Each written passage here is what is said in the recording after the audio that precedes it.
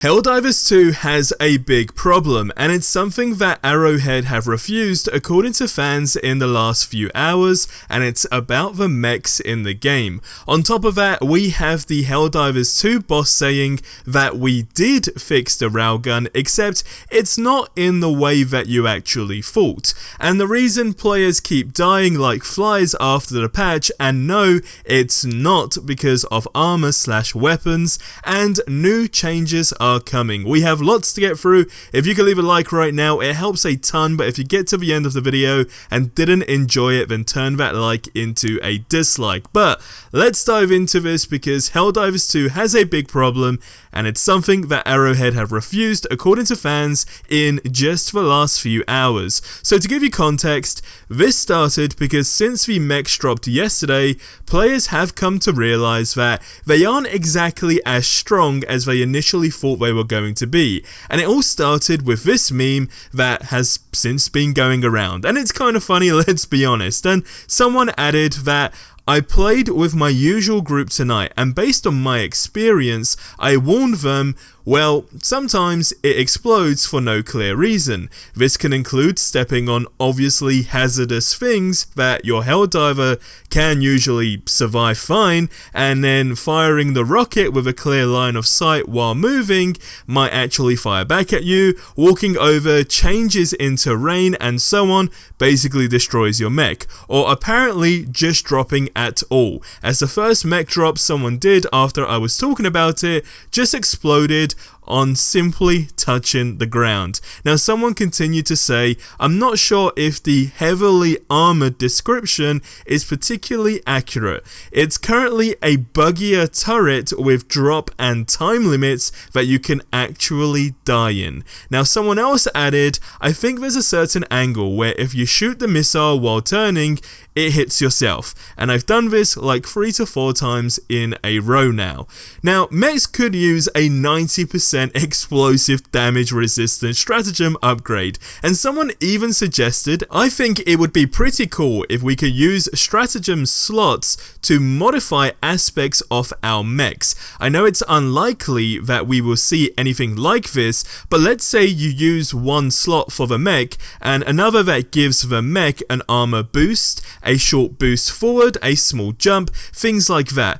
Obviously, we don't want the game to move to the mech-centric, so the drawbacks would be that when your mech is destroyed, you are left with little to no supplies on foot. This opens up the opportunity to have one player be mech-based while supporting and coordinating with the rest of the team. Again, I know this is just a pipe dreaming, but those were some things that came into mind today whilst messing around with them. And I've got to be honest, I absolutely love that idea. If one person is ultimately just in control of the mechs and coordinating and ultimately supporting the rest of the team, that completely makes sense. I'm keen to know your thoughts on this, so let me know in the comments below.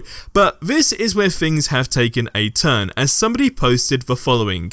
PSA: Arrowhead refused to buff mechs for 10 years. Now the post continues to say the following. They kept them, quote unquote, in Helldivers 1 on purpose. They ignored a decade of people wanting them buffed. Mechs are never going to be John Wick machines. They are like drivable sentry turrets. You call them down when you need them, and your team is supposed to play around in it.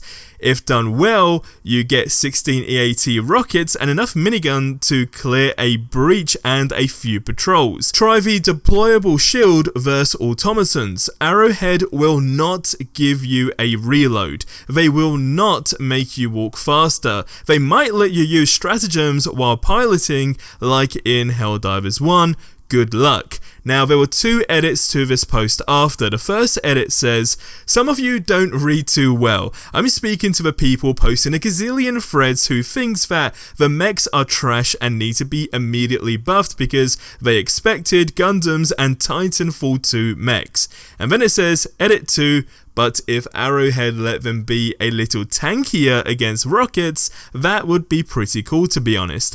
And right now, it seems like there is a lot of mixed feelings as far as these mechs go. Now, personally, I definitely get the frustration with the whole aspect on they're just quite easy to destroy, and we're talking like basic things from just falling down, hitting the ground, and exploding. But is this really a big problem? And don't forget, these mechs have been really hyped up. A lot of people have been waiting for them. We know the servers crashed yesterday as well. So is this something that does need to be buffed, or does it just need to kind of stay the way it is? Keen to know your thoughts. Let me know in the comments below. Now, the comment that finished that post off, which was saying, all I need is a self-destruct button for maximum liberty, did make me laugh. But the Helldivers 2 boss has said, and I quote, "We did fix the railgun, and it was always meant to be like a sniper rifle on crack that can also kill you." Now, for some context, the railgun has been undoubtedly one of the best Helldivers 2 weapons in my opinion. However, the latest update nerfed the railgun so that it can't penetrate heavy armor when in safe mode, which protects the user from overcharging the weapon and blowing themselves up. Now, unsafe mode can still blast right through armor, but it brings with it a lethal risk. Now, both in safe and unsafe modes, the railgun's damage against durable enemy parts has been decreased. Now, the Helldivers 2 boss added, "We did fix it," adding a melting face to his response on Twitter, or X as we should say, and then followed up with this clarification.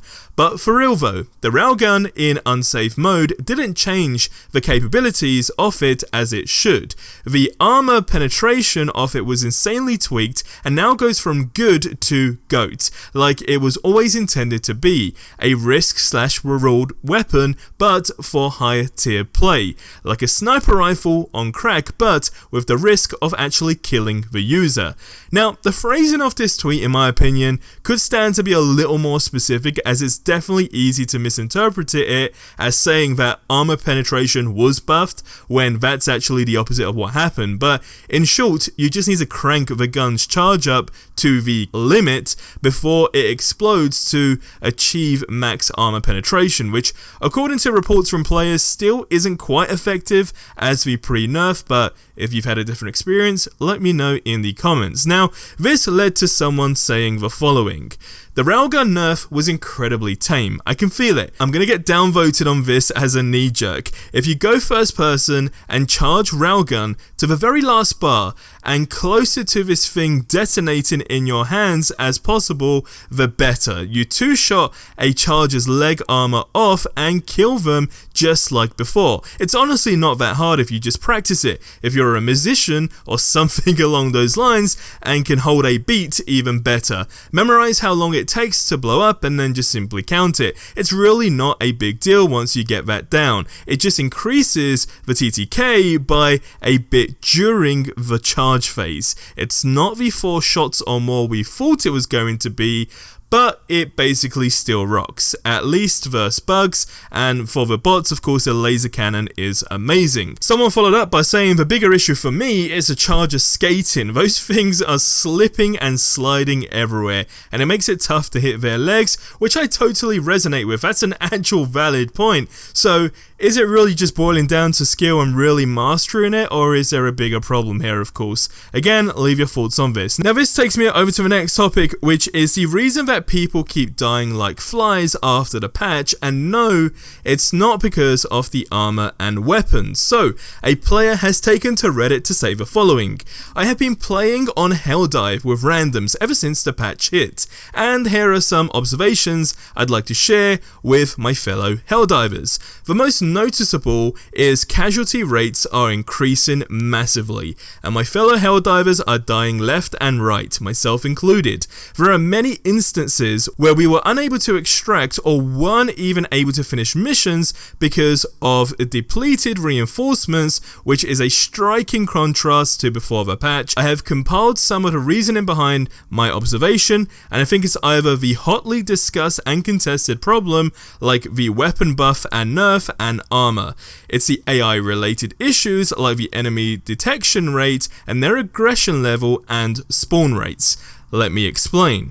I'm always running with stealth armor due to the reason I always play with randoms, and that way I can always complete objectives on my own at least. So before the patch, I could easily break the line of sight of enemy if I made a mistake and then just come back. But now, if I didn't clear the enemy in time, the enemy would just follow me around or basically alert the patrol nearby to my presence, which can quickly turn a place into just chaos for the most part. Also, after the patch, I am noticing that I get shot from very long distances where I couldn't reliably shoot back without scopes. This is why some players don't even know what and where they are getting shot at, and not to mention the dreaded proximity spawn, which I literally saw a spawn of 30 automation troops at one time, and I know the amount because my grenade nuked 22 of them and then I had to clear the rest. Through my experience, I have concluded that in this new patch, the devs have left out the most important part of the patch, which is